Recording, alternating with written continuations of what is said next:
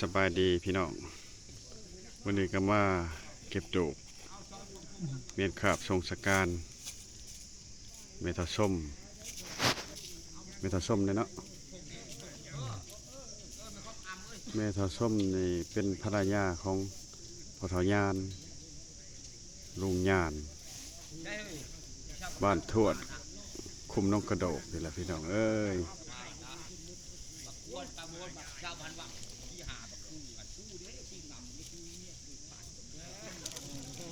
ตามหีดตามคลองประเภทนี้แม่นเก็บดูก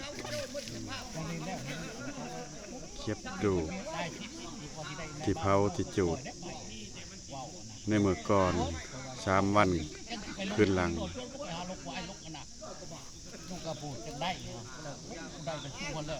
อันนี้ก็มีอบตนะครับ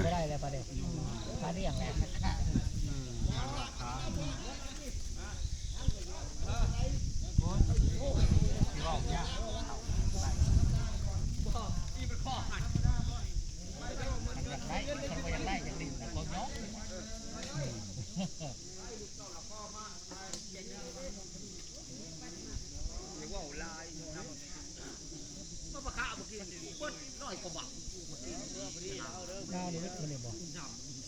เริ่มแดงแล้วกันวิทย์ตาสวิทย์เขาถอกไปมันก็มันล่มอยู่ตรงนั้นนะ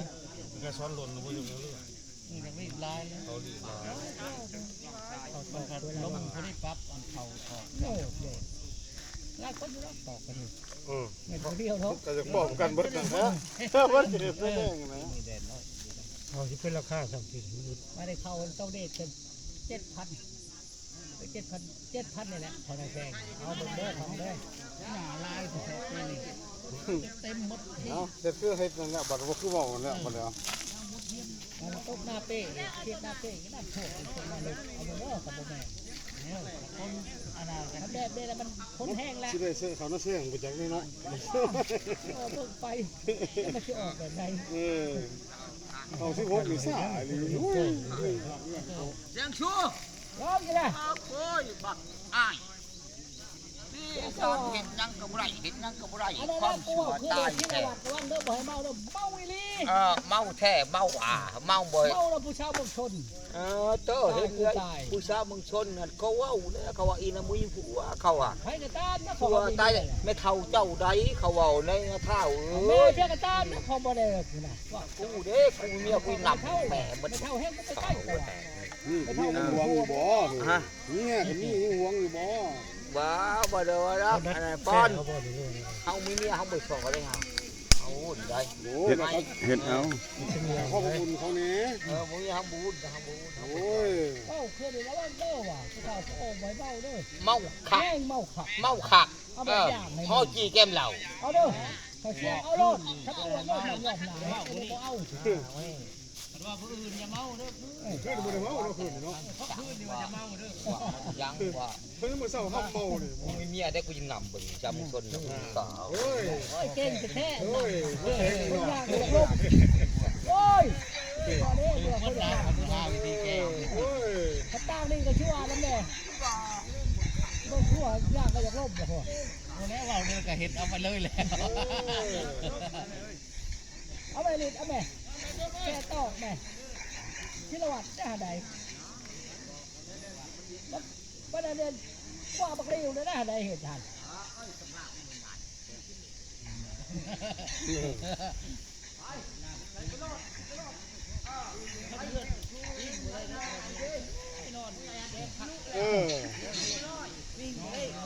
เห็นเมาดิชิ้นเมื่อหอนเมื่อแล้วเรื่องห้องมาแข่งโอ้ยเจ้าลูกที่อะไรเต้งคุณแล้วลงมาแท่งหมดแล้วเบิ้ลหมดแล้ว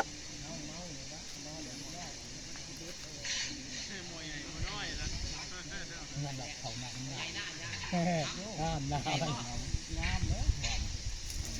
นี่ใช่หน่อยอ้าวก็ตอนหน้าตะกองมาดิตอนหน้าเขาแข่ง เฮ็ดทหารนะห้องหน้าเราจะ ที่ว่าเก็บดูกแล้วก็ ห้องหน้าเขา เอาเข้าธาตุอยู่วัดนะพี่น้องเอ้ย จะชลประทานนี่ไปลำโพงบ่นำชลประทานต่อไปแล้วต่อปัดเทศแล้วแค่แต่งความด้วย ก็สิรอให้ยักษ์ครูเพิ่นให้บุญ ก็เห็นแล้วท่อเล็กท่อกับยาน พอแล้วก็จมลงน้ำหันดิน้ำหนักในหวย ท่อเล็กอะไร เขามาขายนะขาย เขา ว่า ไปแล้วเนี่ยเขาบ่ได้เอาความบ่ไว้ว่า เจ้ามาเห็ดนั่นนี่บ่มีนะน้ำไอ้กูว่ากูเข้ากับงามปีเจ้าบ่มาเห็ดรถบ่มืดน้ำว่าตัวพิการติดคอกว่ามันหัวมาพันเลี้ยวบ่มีชื่อเอาเพียงอัดจิกหรือว่าเลาะเลยหรอวะเพียงให้มันเอาเพียงอัดกูบ่สิขัดมาให้ว่า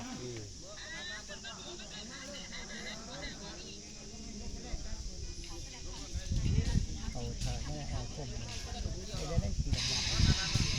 ลงแล้วปรับลง ผู้ที่อยากฉีดอันบำรุงเด็กก็มีความสามารถฉีดฉีดหัวมันเนี่ยยาแล้วน้ำมัก ซื้อเกี้ยวซื้อ เอา นะจะซ้อมจะซ้อม บ่มีกระชอนแล้วเลยนะ ซื้อเขาบอกว่า ถ้าได้ดูเลยยุบโหลดใจมันเปลี่ยนสภาพกายเอาใครจะมียาอ่อนทอมง่ายว่ะมุดต้นนั้นเข่าแล้วได้ชัดชิดไปชัดทุ ได้อยู่แล้ว จะว่าดิเลยว่าเป็นตาปลายถูกเขาบอกว่าทั้งดำทั้งหวานเฮ้ยเต้าโตมากึ่งดีแล้วคนละของห้อง ตอนนี้กำลังอวยหุ่นอวยห้อย ตามความเชื่อ นี่เต้า บอกว่าทางคนเส้นแต่เป็นคนหน่วยแล้วเนาะบัดนี้ สมรรถภาพตกอ่อนโยกโดด นี่ก็ลูกหลานก็ได้แต่งผ้าขาวทิพย์เอิ้นผู้ล่วงลับมากิน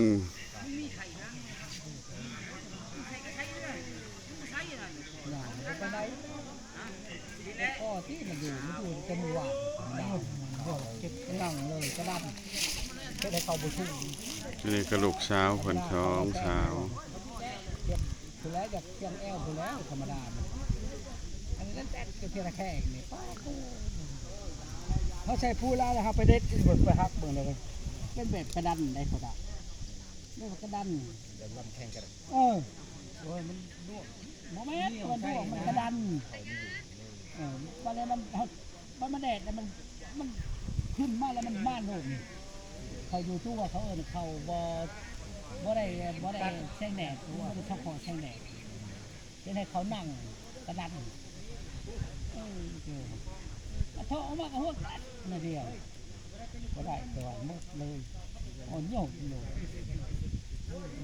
ลูกร้ายเลย วางเอามาแทงเห็ดเนี่ย เพื่อจะนะติดตามมันจะโอ้ที่มันต้นหวานแบบนี้ที่มันเอาพี่หนึ่งแบบนี้มันถือก็ได้บ่เขาเนี่ยแบบโตแตกโตบ่อแล้วโตด้านแตกน้ำรักกันนี่แล้วมะนาว สุกกับมันทำกันนะ มาแล้ว เอาช้อนช้อน บ่ได้แล้วหมดเลยหอบด้านมันนี่ผัดกับพันฝ่ายกินเราให้จังบ่ได้แก้ตัวบ่ได้กดชนะพี่มันรู้ชนะพี่ได้ชิลงมาก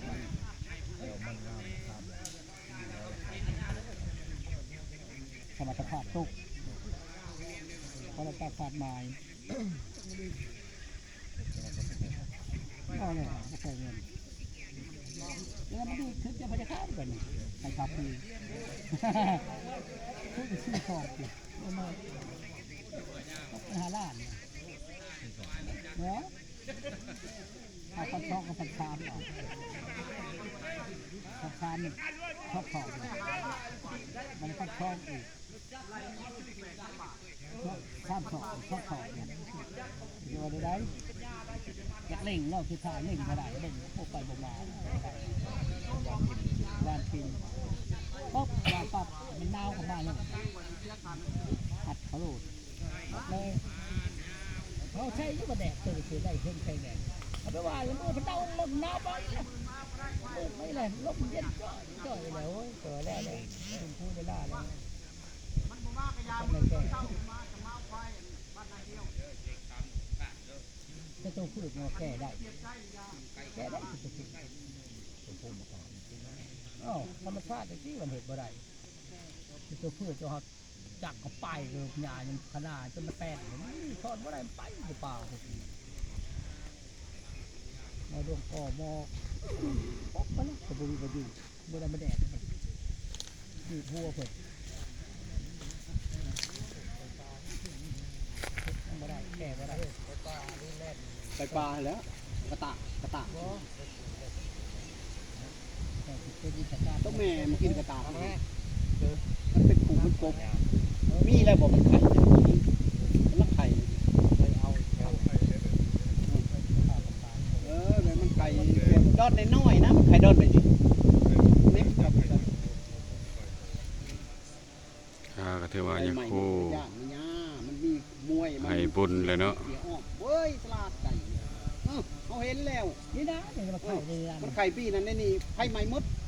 นักขมืด ตัว เดียว แล้วมันเชี่ยออกอยู่ สำหรับคลิปนี้ก็สิได้โจ้ไว้สำหรับก่อนเนาะ เกี่ยวไว้แต่ก่อนแต่มัน ก็ถือว่าสำเร็จเสร็จสิ้น เป็น พิธีเก็บดู ตัวมัน อัฐิ แหวงหอมัน เมเท่าส้ม ว่ามันอยู่กับพ่อคือมัน ขอบใจหลายๆเด้อ เนาะ